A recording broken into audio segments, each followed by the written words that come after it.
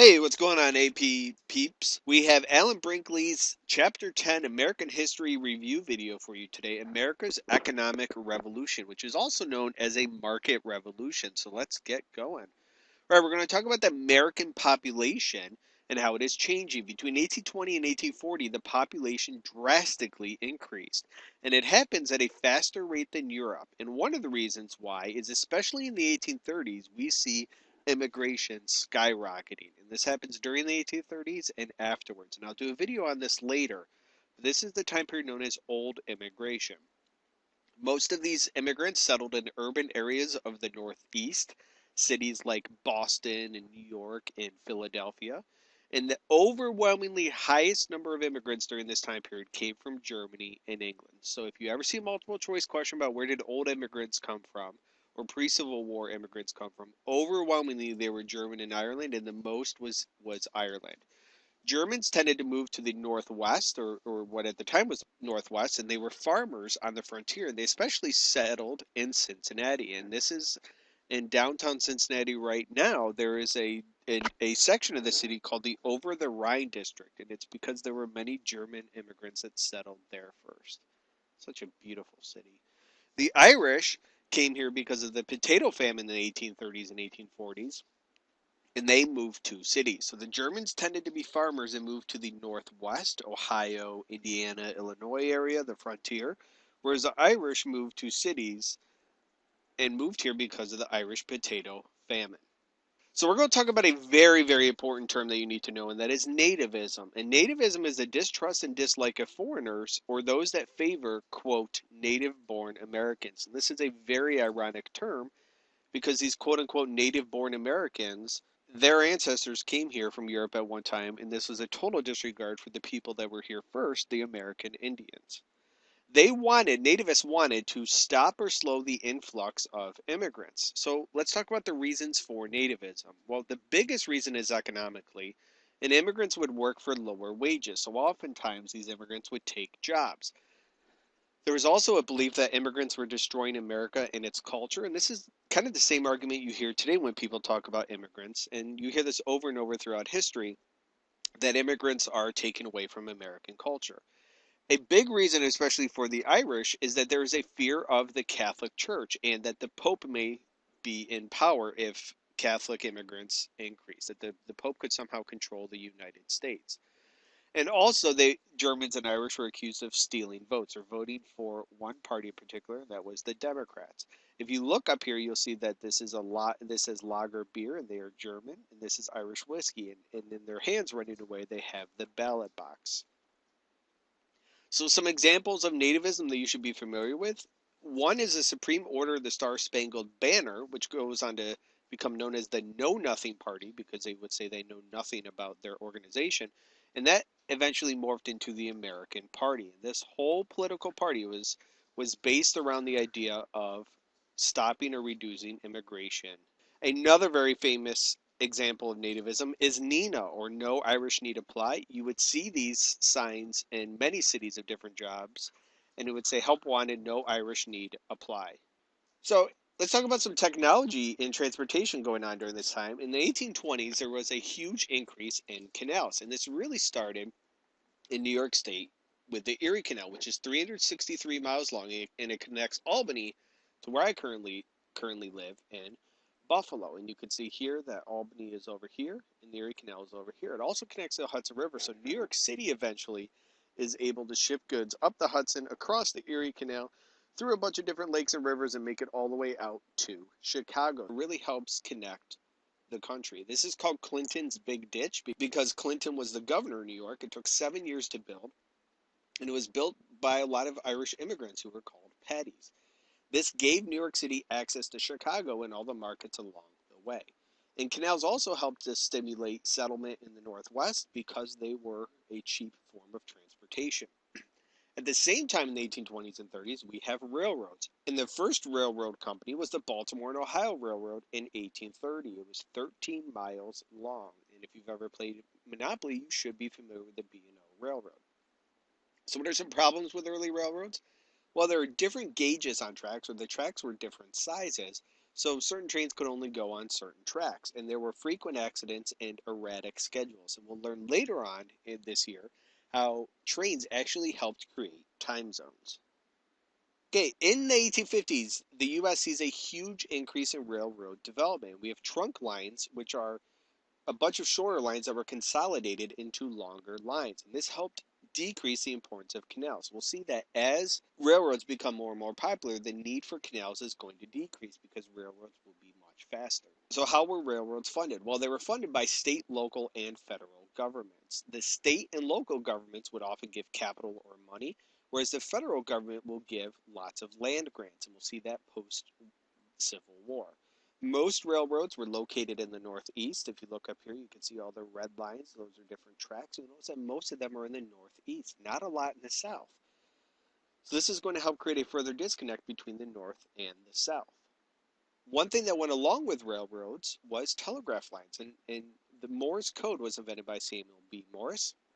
One of the first bits of news that was transmitted from Baltimore to Washington via the Morse code was James K. Polk's nomination for the Democratic Party in 1844. Look at that mullet. If that is not the definition of business in the front, party in the back, I don't know what is. All right, let's talk about some corporations. In the 1830s, you see an increase in the growth of corporations because many state legislatures passed laws that require corporations just to pay a filing fee. And there's this idea of limited liability. And if you're a stockholder in a corporation, you own that corporation. With limited liability, if you're a stockholder and something bad happens to the company, it goes bankrupt, you only lose the value of the stock. You personally cannot lose your money. So this encourages many people to invest in corporations. Some technological advancements that happened during this time. We talked about interchangeable parts earlier by Eli Whitney. We're going to talk about it again, and this idea that you have a cookie cutter part of, let's say, a screw, and the screw will be the exact same on every single product, in this case, a gun. So number 38 here, you see these two screws here. Those screws would be the same on every single gun. So if the screw breaks, it'll be easy to replace. This idea of interchangeable parts will spur other industries, including bicycles, sewing machines, and typewriters. By the way, how did Jack Frost get to work? By icicle. Get it? Bicycle? By icicle? Charles Goodyear also helped pioneer the rubber industry, and his techniques will come into play a lot in the late 1800s, early 1900s. Isaac Singer helped create the sewing machine, and we also see a use of coal now, and this allowed factories to move farther away from water. So it's not just water that is powering factories anymore, we see coal.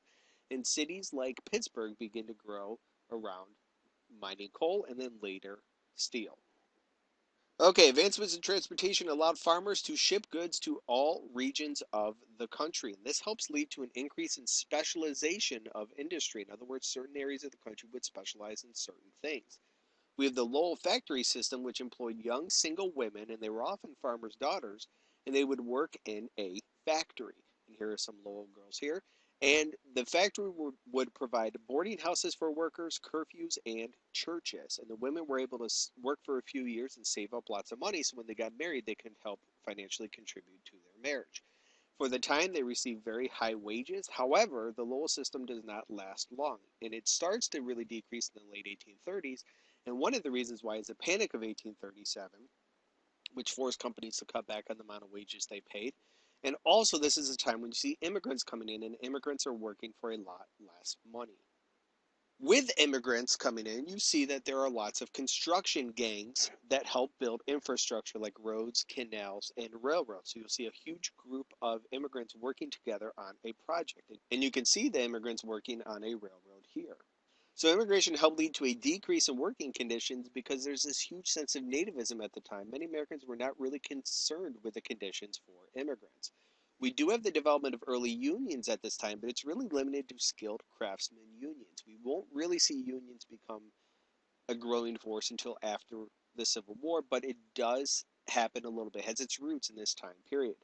Most common law viewed early unions as an illegal conspiracy. However, in 1842, we have a very important court case in Massachusetts called Commonwealth versus Hunt. And the Massachusetts Supreme Court case stated that unions were legal and they could use strike if necessary. And other states soon agreed with this. and unions did not gain more power until the late 19th century. Okay, women were not included in unions, as were African Americans were also not included, those that were free. With this idea of free labor, and Northern workers viewed freedom as an absence of slavery. And Northern workers will start to dislike slavery during this time for two reasons. One, this idea of a lack of freedom. And two, just as importantly, many Northerners would be upset that slavery took away jobs. The idea that these African Americans in the South are not getting paid, that's taking away jobs, many Northerners would argue. And sadly, free African Americans had little freedom as well. They were not considered legal citizens and they did not have many rights whatsoever. Just as in other times in U.S. history, economic growth is not shared equally during this time, and slaves, Native Americans, and unskilled workers were left out of some of the booming economy that happened during this time. Urban areas saw very high poverty rates, and many poor people in urban areas were immigrants and were often homeless. And free blacks in the North faced severe difficulties. They could not do the following: they could not vote, they could not attend public schools, they could not use public services that were offered to whites. The one thing that many people held on to in cities was this idea of geographic mobility. And we'll learn about this later in the book. It's something called the safety valve theory by this professor, Frederick Jackson Turner. And I just did a video on this called APUSH Review, The Frontier, if you want to check it out. This is a very important topic in U.S. history. There's this idea that in times of economic trouble, people could just pack up their bags and move from the cities out west to the frontier and make a living out there. This didn't happen nearly as much as people thought it did, but at least there was this hope of optimism for people to do that. During this time, men and women had increasingly different social roles. Women could almost never obtain a divorce. It was very, very rare if it did happen. And there's this very popular term that you absolutely positively must know called the cult of domesticity. This is kind of like the idea of Republican motherhood after the Revolutionary War. It's this belief that women and men had separate spheres, and women were encouraged to stay home and raise children and instill moral values in their children. Married women were really not encouraged to work outside their home. Single women did not have many occupational choices, and those that they did have were for teachers, nurses, and domestic servants. Okay, jumping ahead to the agricultural north, we're going to focus on the old northwest, which is the Ohio, Illinois area. And many of these cities will pop up and begin to specialize in meat packing, especially my favorite city ever, Cincinnati. And look at this beautiful city. These two twin buildings here are the worldwide headquarters of Procter and Gamble. So I encourage you to go look in your bathroom at your shampoo, your soap, your toothpaste. Chances are it's made by Procter and Gamble. And it becomes known as Porkopolis because it specialized in pork. And all over the city, you see a whole bunch of different pig statues. And the best ribs I've ever had is at a place called the Montgomery Inn. And this is right outside the Montgomery Inn, one of the pig statues. They also have a marathon every year, which is called the Flying Pig Marathon. And I once ran it. No, I did not. I could never run 26.2 miles, not even close. Chicago also becomes known as for meat packing. And we also see that there is a specialization in agriculture in the West, and like Ohio and Illinois, they specialize in livestock and dairy. The South focuses on cash crops still, especially cotton, and the North and Mid-Atlantic is going to focus on wheat, fruits, and vegetables. And these three areas will often trade with each other. Some agricultural inventions that happened during this time, we have John Deere, and he invents the steel plow, which is a huge boost for farmers and helping to break up soil. Cyrus McCormick invents the mechanical reaper, which increases drastically the amount of wheat and different crops that farmers can harvest. And in rural life, we have the church playing a very large role, and it helps bring the community together. All right, thank you very much for watching. That's it for Chapter 10 of Alan Brinkley's American History. Please take a moment and subscribe to my channel if you have not already. If you like this video, please give it a thumbs up and the like button down below. If you have any questions or comments, feel free to ask, and please take a moment and throw this on Twitter, Instagram, Facebook, or Pinterest. I hope this video helped. If you have any questions, let me know. Thank you very much, and have a good day, guys.